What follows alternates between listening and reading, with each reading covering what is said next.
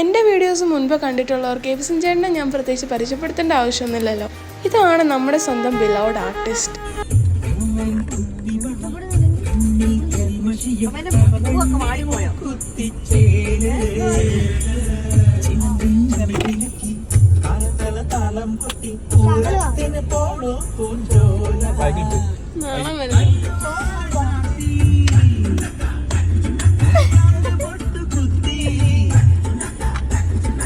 മുന്നത്തെ വീഡിയോയിൽ പറഞ്ഞ പോലെ ഞങ്ങൾ വളരെ എൻജോയ് ചെയ്ത് നല്ല പാട്ടും കൂത്തും ബഹളവും ആയിട്ട് ഒരൊറ്റ മൈൻഡിൽ പോയ ട്രിപ്പായിരുന്നു ഈ പോയ പോക്ക്.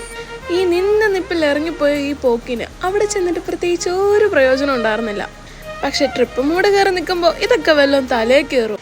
പിന്നെ എപ്പോഴത്തെയും പോലെ നമ്മൾ ഈ അൺപ്ലാൻഡ് ആയിട്ട് ചെയ്യുന്ന കാര്യങ്ങളായിരിക്കും നമുക്ക് ഏറ്റവും കൂടുതൽ സന്തോഷം തരുന്നത്.